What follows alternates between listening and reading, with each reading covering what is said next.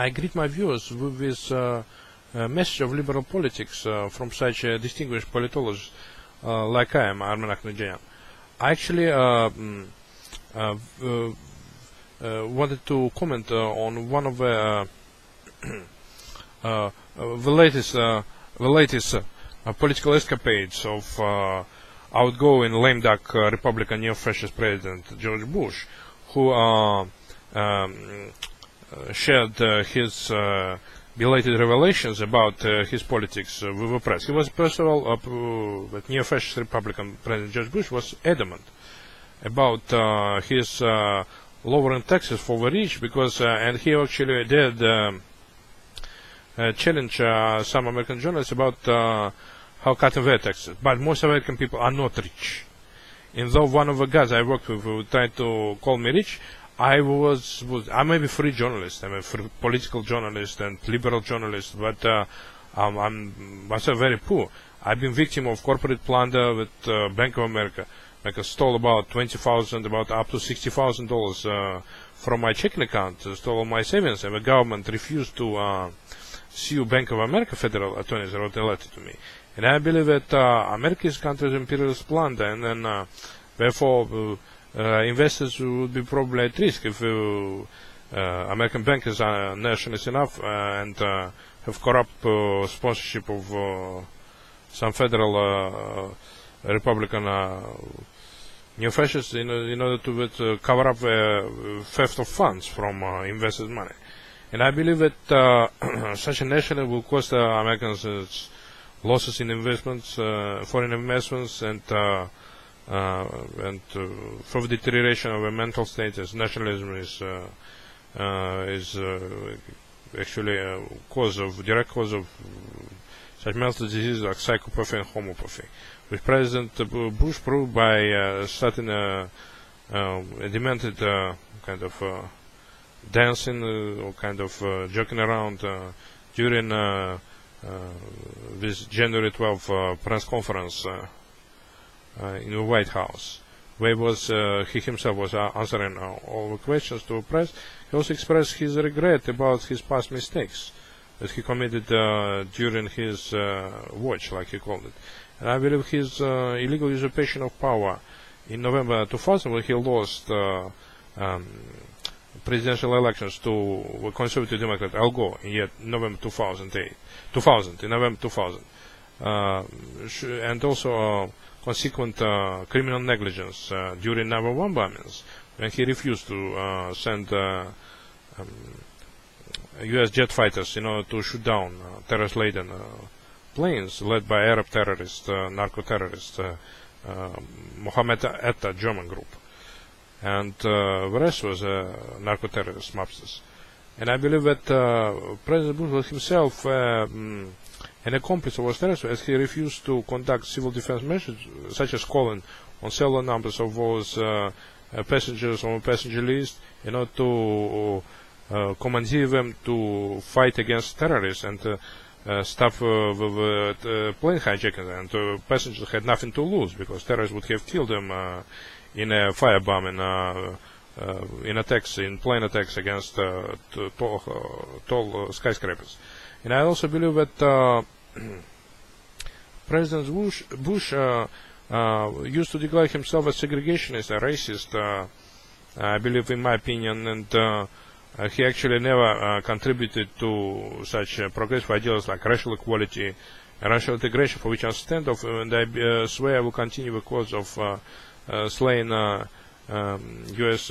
civil rights activists such as Martin Luther King, or slaying civil rights president John Kennedy, whose liberal propaganda to overcome, to reach our last frontier, is discovery of alien intelligence. Well, actually, for me, will be a beam of light in order to lead my scientific career. I also believe that that's why I wanted to commemorate the memory of slain civil rights activists, not only the most famous ones like John Kennedy, Robert Kennedy, Martin Luther King, and Malcolm X, were all killed by neo-Nazis. Even me, as a civil rights activist, I was threatened by drug dealers. Like, say, I worked with one probation guard, Mr. Miles. That young man, but black African man, told me he was selling crack. He told me this December when I worked with him together. He also told me that he would sell crack to his own mother.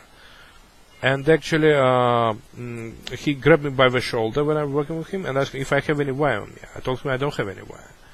And also, next time I met him at the workplace, he told me that he gonna blow up. He gonna blow up the facility, the probation department facility where he was working as a detention services guard. And actually, he also pointed his forefinger at my vehicle, at the personal vehicle, and asked me if the vehicle was mine. I asked him, yeah, the vehicle was mine. And he told me he would going to blow up my car. And later on, I found two nails sticking in the right rear tire of my vehicle without head caps. Head caps were missing, and that those nails, screws were actually stuck into that tire treads. So I believe that as I showed that Mr. Miles, that confessed drug dealer, that I would actually oppose and I condemned substance abuse, narcotic abuse as harmful substances, which he would nobody else would get no pleasure whatsoever, except to become numbnuts, because illegal substances have a propensity to destroy pleasure-causing neurons in one's brains, as they reach those brains and destroy those pleasure-causing neurons by excessive heat, because these kind of substances they contain neorganic acids that burn in the human's blood, and as they get to the brain with blood stream, the heat from those narcotics, for which junkies normally have a drug for, reaches the brain and destroys brain tissues. And well, actually, if substance abusers will keep engaging substance abuse and fetishism and to become psychopaths, when actually it won't give them no pleasure whatsoever. It simply turn them into numbnuts. And I believe that I work with some drug addicts, like junkies, like Mr. Mina Jakan, who confessed to me that he was abusing cocaine on occasion. And actually that guy, even I've seen him dunking his finger into that white powder, 200 grams of white powder, in front of another, and putting that white powder into his mouth. And I also encountered such a drug addict like Mr. William Abrego.